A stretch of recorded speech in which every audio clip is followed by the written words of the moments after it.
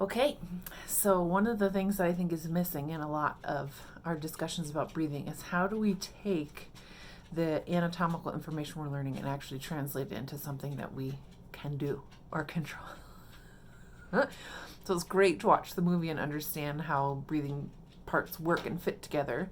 But until you're actually doing something with that information, it just sort of exists in your head in some other place. So some of this can be really difficult work because you're going to start to notice some things and some habits that will feel like they're sort of getting in your way or slowing you down. It's actually a great opportunity to reinforce the fundamentals for yourself and to learn. But it will require some good patience with yourself. Your body has found a way to survive and thrive in the time that you've been on the planet, and that is great and to be applauded. And again, as we've talked about in some of the other videos, as you are working to coordinate this highly intricate and complex set of skills, we're just going to re-examine some of these things that will help you make great strides in your artistry and in your coordination. And I always say that musical theater styles are not as breath dependent as classical, but I sometimes think that breathing is even more an important tool for actors. If you are practicing healthy, coordinated, well-balanced breathing, it is an incredible tool for staying in the moment, which is a thing that people say a lot and nobody really explains or knows how to do. It's one of my favorite tools for staying present in real time, because if you're noticing that you're breathing in and you're noticing that you're breathing out, you are present in the real world. You're paying attention to something that's actually happening.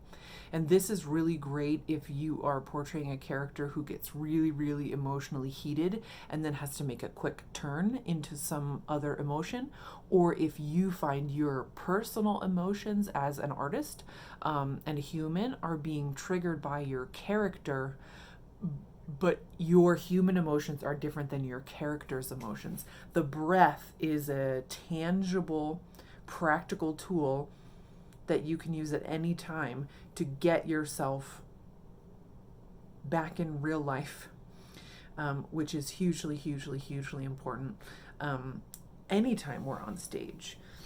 It's harder to do when that adrenaline of performing is surging through you.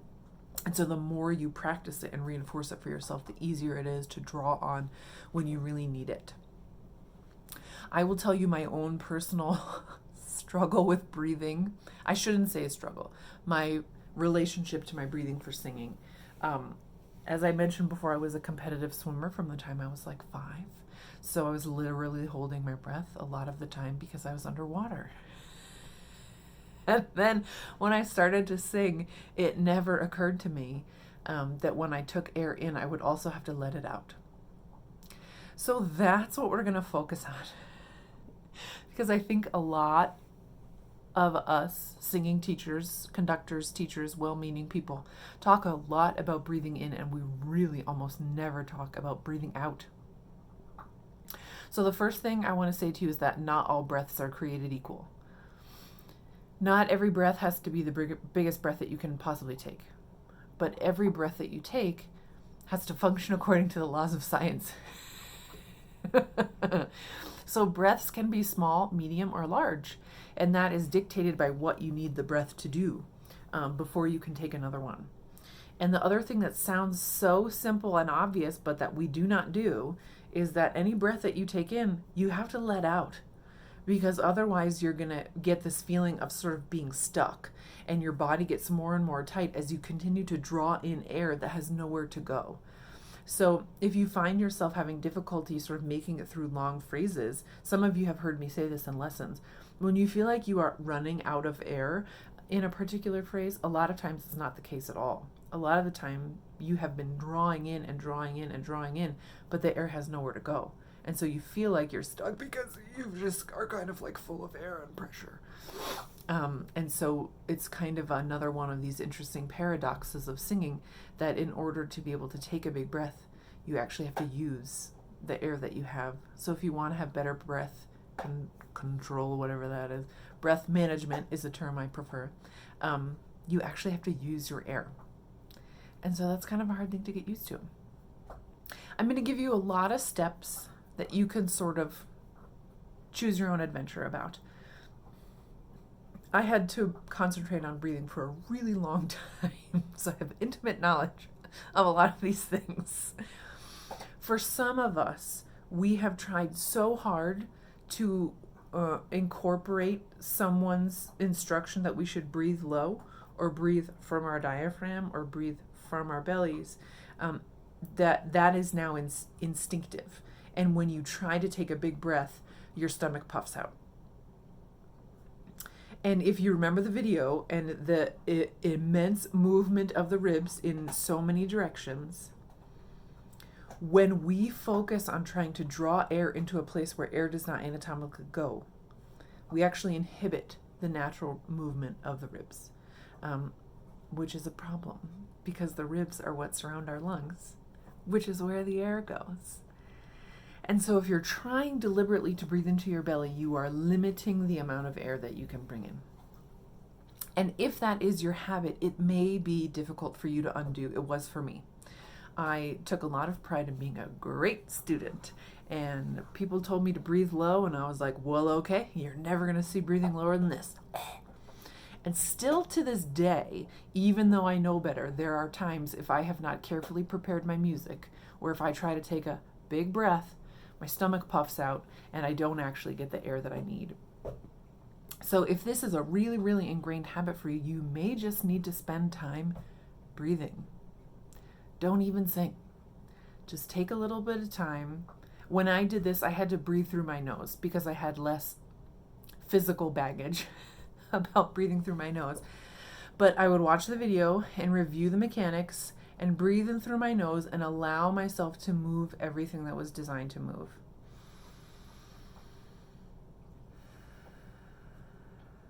My upper back, my shoulders, my ribs, shoulder blades, arm structures, all of that stuff.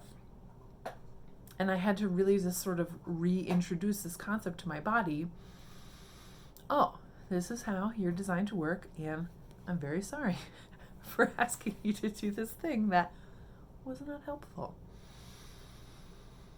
And so if that is the case with you, awesome that you have figured that out now. I learned it when I was about 38. So you're winning. The other thing that might be really useful to do is just practice breathing in and then breathing in as though you were going to sing and then not singing and seeing what happens.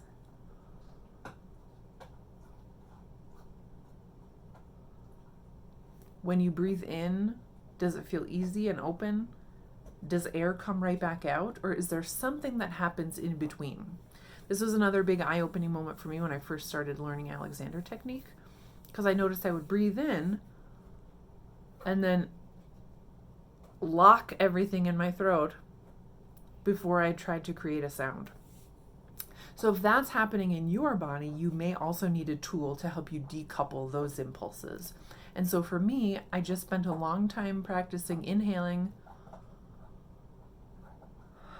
and letting the air come out. Inhaling as though I'm going to sing. So for my classical style, that means also lifting my palate and not dragging air through the throat. And you can choose the method of the exhale. You could choose to do it similar to your kazoo or through your straw. Blowing out a birthday candle.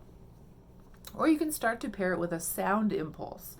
But again, if your habit is to breathe and then grip before you sing, you're going to need to spend some time decoupling that impulse. So let yourself take a breath in, and then just sigh or make any kind of sound without letting everything sort of constrict and contract. Because if that is your habit, that will continue while you're singing. And so it will make it really difficult for you to efficiently use your air if you're taking air in and then gripping before anything is allowed to move out. Because then it has to try and travel through this. Or while you're singing, you're trying to sing and also unravel that when it's much more efficient and much easier if you can just breathe and then send the air right back out as sound. But that just takes a little bit of construction on your part.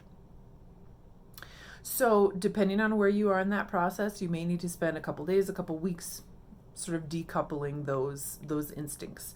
And that brings us to the onset exercise, triad exercise.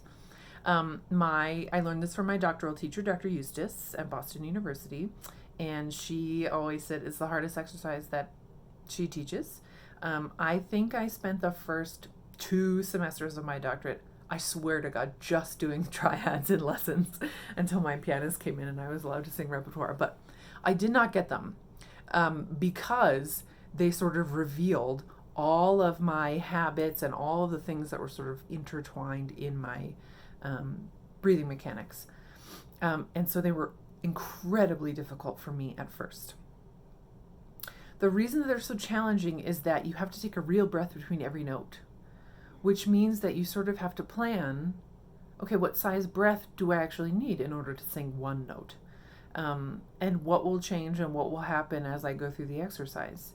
And if I'm gripping and grabbing and not flowing the air, how is that? What's it going to do? And blah, blah, blah, blah. So you'll start to see all these things and all these little habits that get in your way. And when you notice those things, bring them into a lesson and let's talk about them and let's talk about the things that are getting in your way.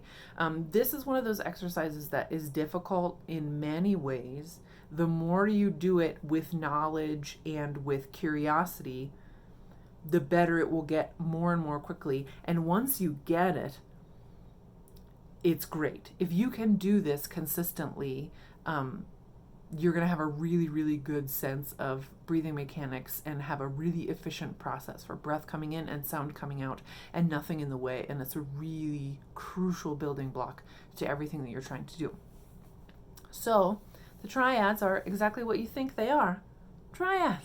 But with real breaths between every note. So again, not every breath has to be the biggest breath that you can take, but they have to be scientifically, biologically sound.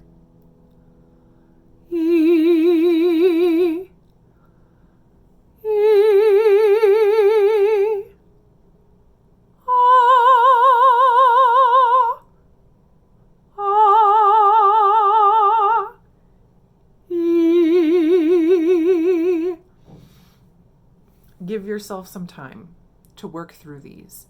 Start in the middle of your voice. For most people, that's right around E major. For sopranos and tenors, that might be uncomfortable because of where it is in the passaggio, and you could start in F major. The idea is that there are so many systems at work here. Vowel shape, thinking directionally about the air, thinking about the banana, and making sure that once you come to the top ah, that the ahs continue to come forward as you come down. So there's a lot of moving parts here, but like I said, if you can manage to master these, you'll be doing great. Some people, I'll give you an alternative to these. Some people just have such a difficult time with the triads because of the single notes. A lot of times what I see people doing is sort of tanking up because that's your habit. And so people will do E, E. So if you feel like you have a ton of extra air to blow after you have sung, 1, you're probably taking in too much air, and 2, you're probably not sending enough air out when you sing. So another way that you can explore that is by thinking about your kazoo.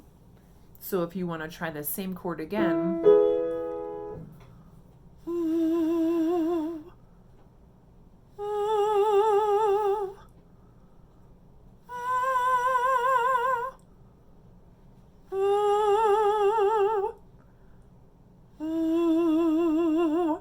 this is sort of like in the standard warm-up when we do the kazoo and then the regular oo. It's a way for you to help feel your way through what's the right amount of air, what do I really need in order to be able to do what I need to do right here.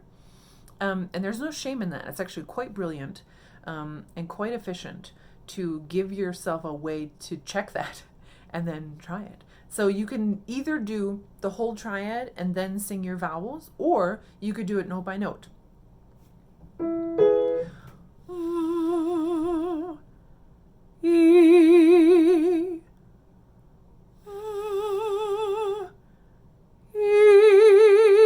Etc., etc. You get the idea. So once you've mastered that, another fun variation is to do the 5-note scale, and this will come into great play when we start to work on agility too. So if it feels like too much and it's not helpful to you, by all means, wave the white flag and we'll give you some more tools to help you be successful. But the more extended version of this is then to try and do it over longer phases. So you can do a 5-note scale.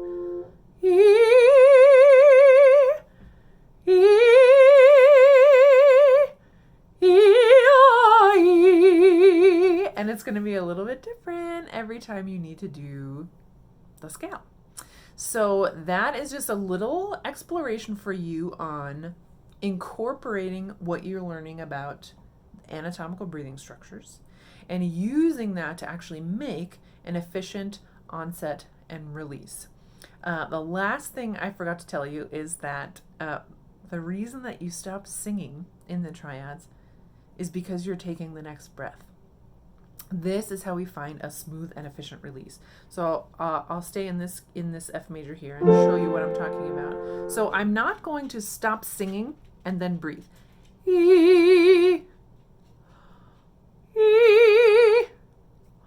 Right? Because especially for my people who are singing classical all the time, that palate position is so important. And once you've lifted it, just keep it up with the breath. Otherwise, what happens is we shut everything down, and every time we need to breathe, we're trying to recreate that space. And especially when we get to phrases that end high, it's incredibly difficult to let the entire space collapse and then try to open it up again if you have to re-enter on like an F sharp or a G. It's too hard. So here in the middle of the voice where it's easier, are you getting a theme here? We are going to practice that the reason you stop singing is because you're breathing.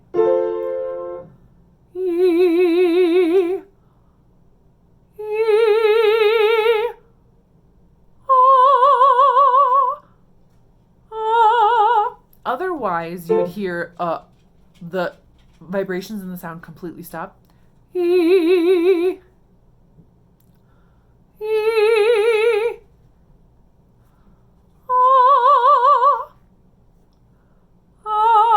And my palate never quite gets as high as it was when I first started. So if the idea is to keep the palate up, this is a way dramatic dramatization of your palate. It doesn't move this much. But if once you breathe in,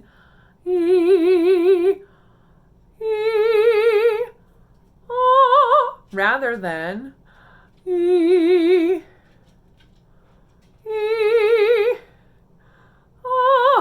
right? Too hard. All of this is too hard to waste any time doing stuff that is not efficient. So while it seems tedious or sometimes even frustrating to practice, believe me, I know, 2.5 semesters of my doctoral program just doing these. The first day she told me my triads were good, I was like, what? So I'm with you, I feel you. But I'm also here to tell you that on the other side of that, I have so much more ease in my body and freedom in the sound. And I know 90% of the time, if I run into a problem on stage or in my practicing, I know how to look at it and I know how to fix it. So breathe in a way that is in cooperation with your body and how the parts are designed to work. Breathe for the task at hand. Not all breaths are created equal. They're small, medium, and large, but they all need to work in cooperation with your unique physiology. You're doing great. Keep it up. Practice well. Take good care.